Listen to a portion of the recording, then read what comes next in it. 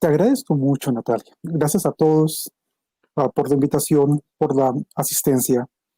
Am, Mira, aprovechando el confinamiento de la pandemia, me senté y escribí un libro sobre un tema que no existe allá afuera, acerca de las relaciones entre estética y complejidad. El libro, que esto no salga de Facebook y de Google, ya fue entregado a una editorial y bueno, por el confinamiento estoy esperando respuesta y tal.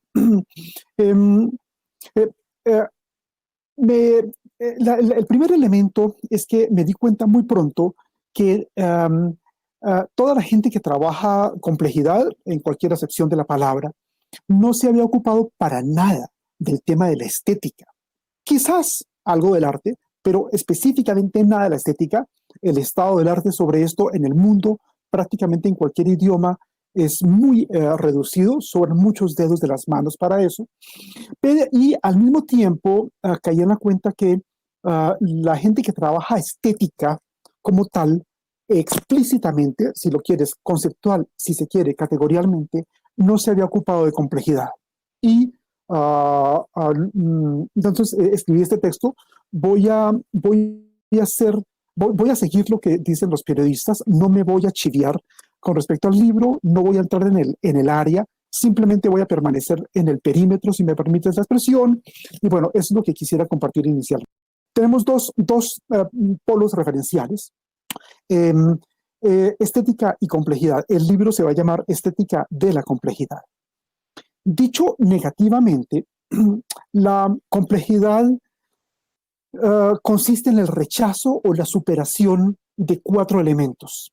El rechazo o la superación, y esto no es desconocido para ninguno de nosotros, del reduccionismo de cualquier tipo, el rechazo de el mecanicismo en cualquier expresión, el rechazo del determinismo en cualquier acepción o con cualquier punto de vista, y muy importante a propósito del 10º encuentro y demás, el rechazo del dualismo, de cualquier tipo de dualismo. Um, Dicho positivamente, la complejidad es la vida. Pero cuando decimos vida, no es única y ciertamente no principalmente la vida humana, sino, entonces voy a decirlo de dos maneras, es la vida tal y como la conocemos y la vida tal y como podría ser posible. Desde cualquier punto de vista, intuitivo, conceptual, categorial, el más complejo de todos los fenómenos somos los sistemas vivos. Y ese es el tema, entonces, digamos, de complejidad. Dicho incipientemente. La estética, paréntesis, la principal potencia en el mundo hoy en estética es Italia, no es Francia, no es Alemania, no es lo que tú quieras, Estados Unidos, es Italia. Sorprendentemente, los trabajos que existen sobre estética y complejidad, incluso en Italia, qué sé yo, son muy pocos y muy, digamos, provisionales. Entonces hay un motivo maravilloso ahí. La estética parece haberse quedado agotada, restringida durante mucho tiempo. Lo que voy a decir no es cierto, pero me sirve como una caricatura rápida para entrar en ella, ¿cierto?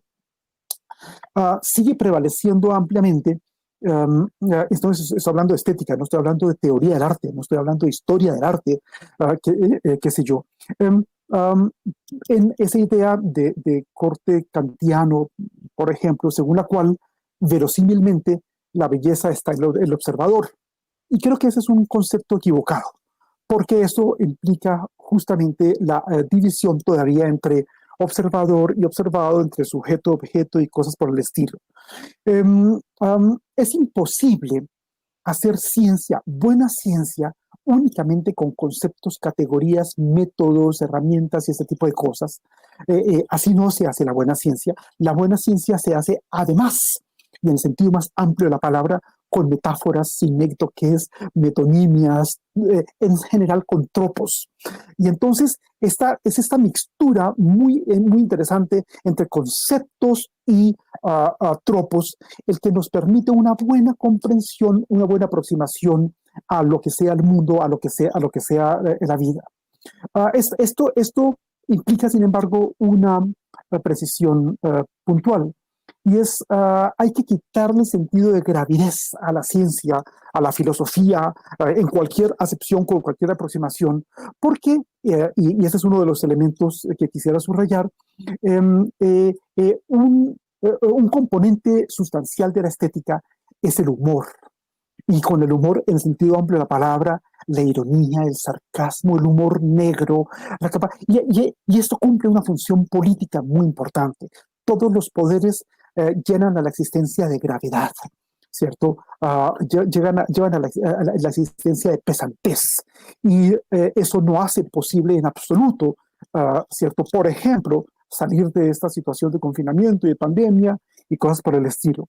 Entonces, la conexión entre estética y complejidad supone la mixtura entre conceptos, metáforas, sinécdoques, etcétera, y en muy primer plano, la capacidad de reírse, de burlarse, evidentemente que sí, como los juglares y demás, incluso de sí mismo. Entonces, ese es el primer elemento que quisiera sugerir para señalar, entonces, de un lado, en términos negativos, y luego voy a decir los términos positivos, hacia dónde podría conducirnos este encuentro entre estética y complejidad. Subrayo, la gente que trabaja complejidad hasta el día de hoy no se ha enterado de estética, ni los que trabajan pensamiento complejo, ni los que trabajan ciencias de la complejidad. Negativamente, y esto huelga, dado los 10 encuentros que me comentabas que se han llevado hasta el momento, tiene que ver con lo siguiente. Venimos de tres errores que son nefastos. El primero se debe a Aristóteles, que introduce la división de géneros literarios. Creer que una cosa es la lírica, otra cosa es la prosa, una cosa es el teatro, otra cosa es la ciencia, y así sucesivamente. Aristóteles nos enseñó a pensar en términos de análisis, y eso es perfectamente nefasto, ¿cierto? La vida no puede ser entendida analíticamente. Y eso justamente introduce lo que está justamente el día de hoy con este encuentro sobre la mesa, digamos, la superación entre ciencia y arte y demás. El segundo error del que procedemos encuentra su origen en Descartes. Como si no fuera suficiente lo que hizo Aristóteles, Descartes introdujo la equivocación de que una cosa es la ciencia y otra cosa es la filosofía, ¿cierto? Y entonces lo que pasa es que tú eres científico, da igual, antropólogo o matemático o biólogo, lo que tú quieras, y en cambio yo soy humanista y ese tipo de cosas. Y el tercer error, entonces son tres errores que se refuerzan positivamente entre sí, proviene de Comte, cuando Comte nos hace creer que existe de un lado las ciencias naturales y de otro lado las ciencias sociales. De un lado las ciencias de la naturaleza y de otro lado, si tú lo quieres, las ciencias sociales y las ciencias humanas. Esos tres errores son catastróficos y condujeron, y esto lo voy diciendo de pasada, ¿cierto?, a lo que estamos viviendo allá afuera, que es yo soy optimista, una magnífica crisis civilizatoria. Esta no es una crisis de la modernidad, no es una crisis del sistema de libre mercado, es una crisis civilizatoria. Pues bien, el encuentro entre estética y complejidad nos permite pensar que otra civilización es posible, es decir, otra estructura mental, otras formas de relacionamiento, otras formas de comprensión de sí mismos y demás, superando esa muy equivocada ecuación según la cual el ser humano sería A, superior, y B, distinto a la naturaleza y cosas por el estilo. Esto dicho negativamente. En términos positivos, no es difícil. La inteligencia o la sensibilidad, o como lo queramos decir, de un ser humano consiste en la capacidad de aprendizaje y la capacidad de manejo de distintos lenguajes. Fíjate que no estoy diciendo idiomas, no estoy diciendo lenguas y demás, de distintos lenguajes.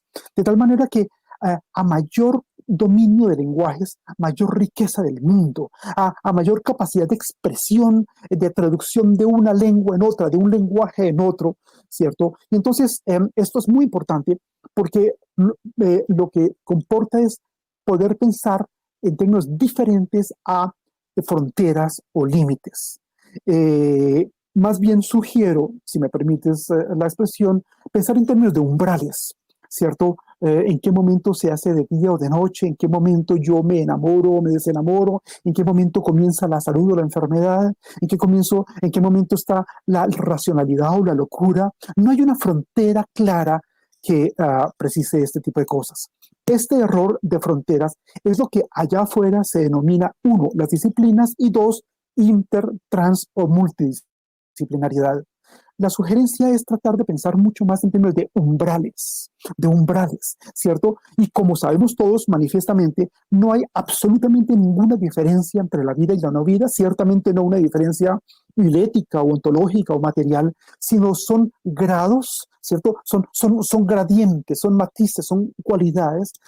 Entonces, en ese mismo sentido, quien quiera que diga yo, sensibilidad, uno, dos, mi inteligencia, quien quiera que diga yo, radicaría en la capacidad de aprendizaje o de apropiación o de desarrollo de tantos lenguajes como sean posibles. Y ese es el tema entonces, este es, si me permites, el eslabón que unifica estética y complejidad. Para poner un par de ejemplos que no son difíciles, yo debo ser capaz, quien quiera que diga yo, de conocer el lenguaje de la química, ¿cierto? La totalidad del universo conocido y por conocer está identificado, se compone de un alfabeto de 118 letras, y todo lo que sucede es la combinatoria o del inglés o del ruso o lo que tú quieras, el lenguaje de la música, el lenguaje del teatro, de la danza, de los claroscuros, y esa amplitud de lenguajes expresa inmediatamente la amplitud del mundo, la profundidad, la riqueza, y de eso va justamente la estética de la complejidad, con lo cual sencillamente a lo que apunto es a complejizar la estética o lo que es equivalente a, digamos, a abrirle la dimensión estética a la complejidad que, digamos, tiene muchos frutos muy sugestivos y demás. Entonces, esta capacidad de lenguaje implica una posición optimista, ¿cierto? En contraste con aquella idea que dice que de lo que no podemos hablar, lo mejor es callar, termina conduciéndonos a lo inefable y demás, de lo que no es posible hablar, lo podemos traducir en uno o en otro lenguaje. Y entonces la capacidad estaría justamente en entender que el mundo, la vida, la naturaleza, por ejemplo, se dice de una manera en música, pero se dice de otra manera en video, se dice de una manera en fotografía y se dice de otra manera en verso. Y no termina de decirse mejor, ¿cómo se llama?, en el lenguaje de la biología que, por ejemplo, el de la sociología o el de la filosofía y así sucesivamente. Entonces, podemos pensar en términos de síntesis, maravilloso, ¿cierto? Ya no en términos de análisis, ya no en términos de divisiones, manifiestamente no en términos de fronteras o de límites, sino de umbrales. La dificultad, ¿cierto? No existe ninguna garantía. La dificultad estriba en el hecho de que yo no sé en qué momento he cruzado el umbral. Sí, hay un momento en el que yo he cruzado el umbral y ya es muy tarde. Este es un rasgo específico, en tal o cual sentido puede ser muy tarde. Este es un rasgo específico de la complejidad, la flecha del tiempo.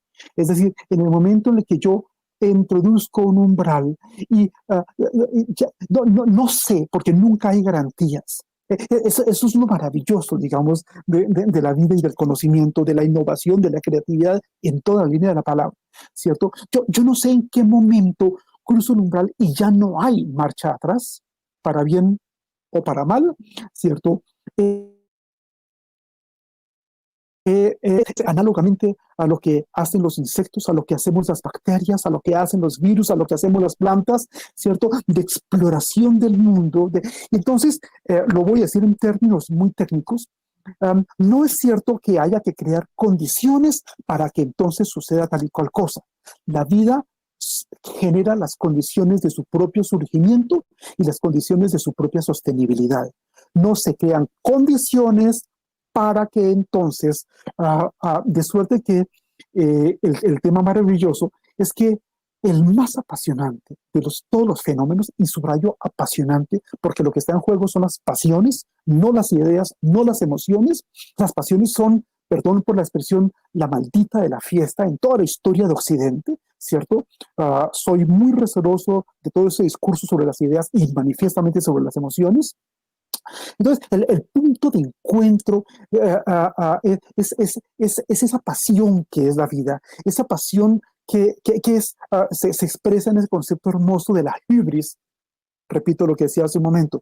No voy a entrar en el libro, no voy a entrar en el área, simplemente me mantengo en el perímetro, ¿cierto? Esa hybris fantástica, esa hybris que es la vida misma, que es la creatividad, en la cual el yo desaparece, ¿cierto? Porque yo soy mi proceso de creación, yo soy el proceso de enamoramiento, yo soy la escritura del libro, yo soy la composición de la sinfonía o de lo que se trate.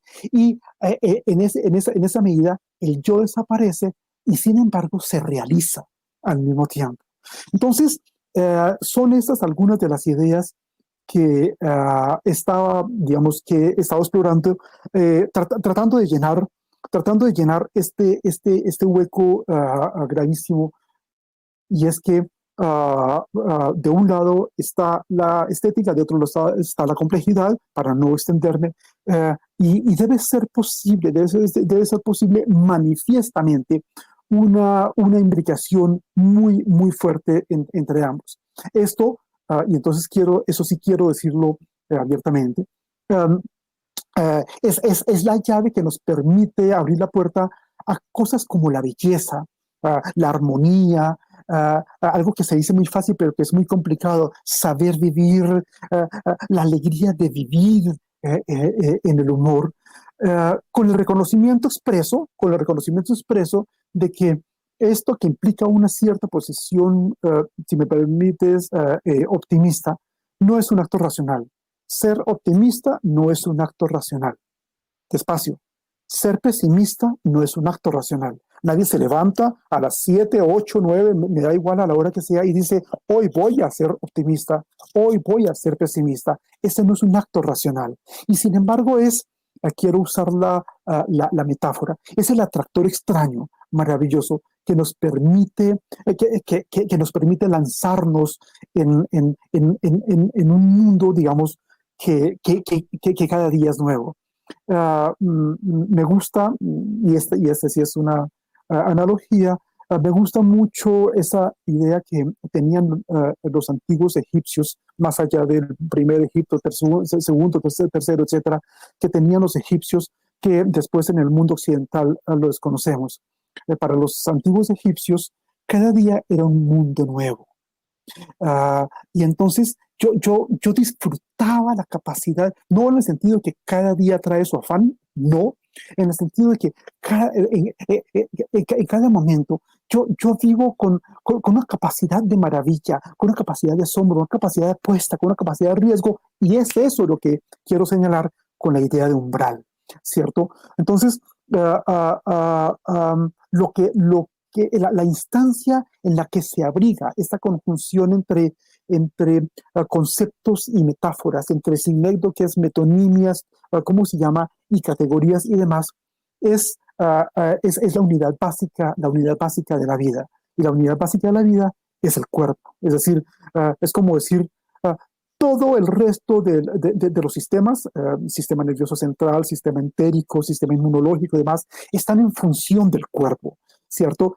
Y esta dimensión estuvo siempre proscrita en toda la historia de la humanidad, y lo cual nos permite, por lo demás, entender que, bueno, sí, la estética es una disciplina políticamente incorrecta, ah, es una disciplina incómoda y si es incómoda, si es políticamente incorrecta, en contraste con otras esferas, la crítica literaria, la teoría del arte, la historia del arte o la literatura o lo que se quiera, es porque entonces hay elementos sugestivos que podemos recuperar. Um, de suerte que no dándole la espalda al pasado, vuelco la mirada sobre horizontes posibles, horizontes de construcción, porque tengo la convicción de que estamos viviendo el nacimiento de una nueva civilización. Todo depende de si nos hundimos o no en esto que es, en ese marasmo que está allá afuera, etcétera, o, ¿cómo se llama? O nos lanzamos en este otro sentido.